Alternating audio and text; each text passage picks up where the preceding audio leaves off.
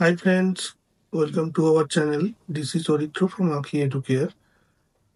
তো অলমোস্ট এক মাস হয়ে গেল আমরা এই চ্যানেলটা লঞ্চ করেছি ইউটিউব প্ল্যাটফর্মে এবং আমাদের মোস্টলি 20টা মতন ভিডিও আপলোড হয়ে গেছে। তো অনেকগুলো সাবস্ক্রাইবার হয়েছে। Thanks everyone for watching our channel. তোমরা আরো শেয়ার করো চ্যানেলটাকে, আরো এগিয়ে নিয়ে যাও। তো আজকে আমাদের যে টপিকটা নিয়ে আমরা আলোচনা করতে চলেছি, আমি দেখছিলাম, আমার মনে হয় না কোনো অনলাইন প্ল্যাটফর্মে এরকম ভাবে অ্যানালিসিস করে কোনো কন্টেন্ট দেওয়া হচ্ছে স্টুডেন্টসদের জন্য।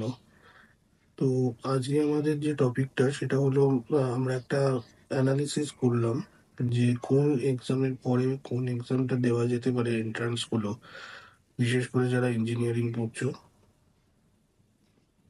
তো আমার মনে হয় এখন যেই মেন্স সেশন 1 হয়ে গেছে, সেশন 2 আসছে, যেই অ্যাডভান্স আছে, ডাব্লিউবি জেই আছে, আরো অনেক অন্যান্য এক্সাম আছে, ইন্ডিয়া আছে।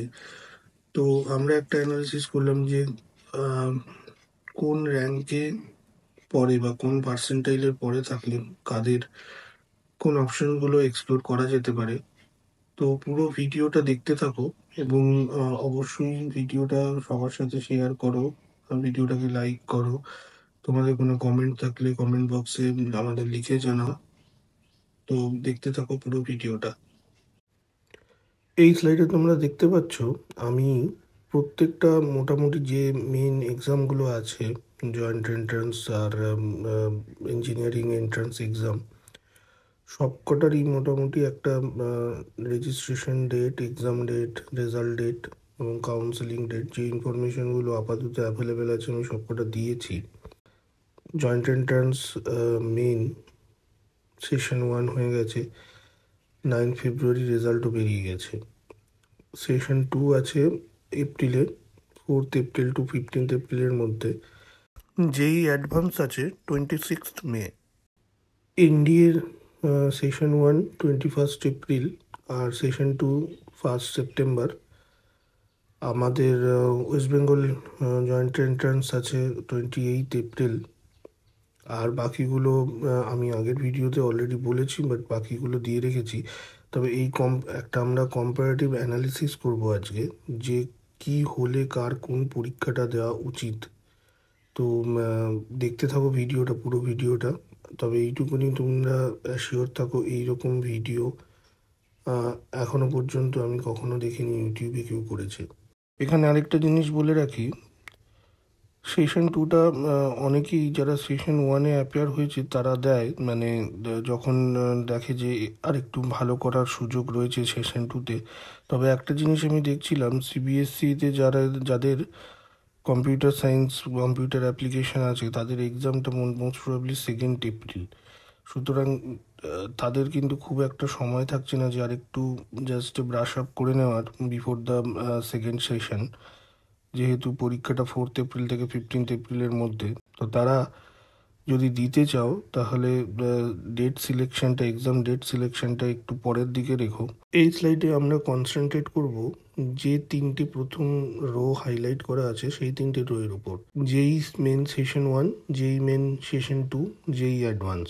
তো যেই মেন সেশন 1 তো হয়ে গেছে এবং সেই নিয়ে পসিবল কলেজেরও আমি একটা ভিডিও করেছিলাম যে কোন কোন এনআইটি কোন কোন পার্সেন্টাইলে আসতে পারে। তো যেই session 2 upcoming 4 April to 15 April, তো কারা এই এক্সামটা দেবে বা কাদের দেওয়া উচিত এবং কাদের ফোকাস করা উচিত অ্যাডভান্সের উপর, সেটা দেখতে থাকো। খুব ইম্পর্টেন্ট কিছু ইনফরমেশন কিন্তু আমি শেয়ার করতে চলেছি। মেন সেশন 1-এ যারা 99 পার্সেন্টাইলের উপরে পেয়েছে, তো তাদের জন্য আমি আগের ভিডিওতে বলেইছি যে সবকটা এনআইটি অ্যাভেলেবেল থাকছে, টিয়ার 1 এনআইটি। তো তাদের আমার মনে হয় মেন ফোকাসটা হওয়া উচিত যেই অ্যাডভান্স। যদিও আমরা যা দেখছি যে সেশন 1 থেকে সেশন 2-তে মোটামুটি অন অ্যান অ্যাভারেজ সেরকম এফোর্ট দিলে 5 থেকে 10-12 নম্বর বাড়ানো যেতে পারে। সেটা একটু একটু কম দিকের পার্সেন্টাইল যাদের থাকে তাদের সম্ভাবনাটা কিন্তু সেক্ষেত্রে বেশি। তো সেই জন্যই আমি বলছি, যারা 99 পার্সেন্টাইলের উপর পেয়েছো তারা ফোকাস করো জেই অ্যাডভান্সে। যারা 98 থেকে 99 পার্সেন্টাইলে পেয়েছো তারা, যেহেতু বললাম মোটামুটি 5 থেকে 10-12 নম্বর বাড়ানো যেতে পারে সেশন 2-এ, তো তাদের ফোকাস কিন্তু দুটোই হওয়া উচিত। তাদের ফোকাস যে সেশন 2 এবং অ্যাডভান্স দুটোতেই ফোকাস করা উচিত। যেই মেন্সে যাদের পার্সেন্টাইল 95 থেকে 98-এর মধ্যে আছে তাদের মেন ফোকাসটা হবে কিন্তু সেশন 2 ফার্স্ট। তোমরা যদি আরেকটু পার্সেন্টাইলটা বাড়িয়ে 98-এর উপর পার্সেন্টাইলে চলে আসতে পারো, সেক্ষেত্রে তোমাদের টিয়ার 2 এনআইটিস, ট্রিপল আইটিস এবং টিয়ার 1 এনআইটিতে অন্যান্য স্ট্রিম যেগুলো সেগুলোর সম্ভাবনাটা বেড়ে যাবে। তো তোমাদের ফার্স্ট ফোকাস হওয়া উচিত যেই মেন সেশন 2। যারা 92 থেকে 95 পার্সেন্টাইলে পেয়েছো তাদেরও কিন্তু আমি বলবো সেম, তোমরা ফোকাস করো মেন সেশন 2-এর উপর। যারা 85 থেকে 92 পার্সেন্টাইলের মধ্যে পেয়েছো, আমার মনে হয় তোমরা ফোকাস করো অন্যান্য কিছু এক্সামের উপর, যেরকম WBJEE, বা যদি কেউ এনডিএ দিতে চাও, এনডিএ সেশন 1 সেশন 2 দুটোই আছে, তো এই এক্সামগুলোতে ফোকাস করো মেনলি। WBJEE-টা কেন বললাম, কেন কি তোমাদের যদি আবার ওইখানে 100 বা 200-এর মধ্যে র্যাঙ্ক করতে পারো, সেক্ষেত্রে যাদবপুর শিবপুরের অপশানটা থাকছে। তো ফ্রেন্ডস, কীরকম লাগছে ইনফরমেশানগুলো? ইউজফুল মনে হলে অবশ্যই চ্যানেলটাকে সাবস্ক্রাইব করো এবং প্রত্যেকটা ফ্রেন্ডের সাথে শেয়ার করো, যাতে তাদেরও এই ইনফরমেশানগুলো কালেক্ট করতে সুবিধা হয়।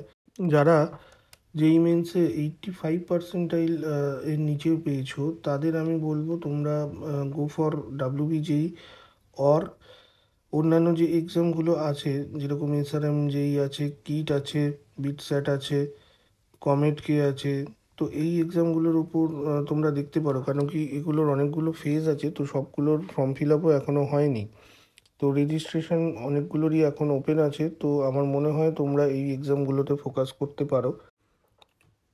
এই স্লাইডে আমরা দেখব WBJEE র্যাঙ্কে যাদের 5000-এর বেশি র্যাঙ্ক হচ্ছে তাদের জন্য কি কি অপশান থাকতে পারে। 5000-এর বেশি যারা র্যাঙ্ক করছো তাদের জন্য আমি বলবো, যদি চাও তো SRM যেই বা কিট, বিটস্যাট এই এক্সামগুলো দিতে পারো। এবং এই এইটা কেন আমি বারবার বলছি, এটা সব থেকে বেশি সুবিধা হচ্ছে এই এক্সামগুলোর যেহেতু বিভিন্ন ফেজে আছে, এবং তুমি যদি ডেটগুলো খেয়াল করো, রেজিস্ট্রেশন ডেট, তো SRM যে ফেজ 2 রেজিস্ট্রেশন ডেট জুন মাস পর্যন্ত আছে, 15 জুন, এবং কিটের আছে 25 জুন, আর বিটস্যাট ফেজ 2-এরও আছে 10 জুন পর্যন্ত। এবার WBJEE-র রেজাল্ট বেরিয়ে যাচ্ছে টেন্টেটিভলি মে 24-এই।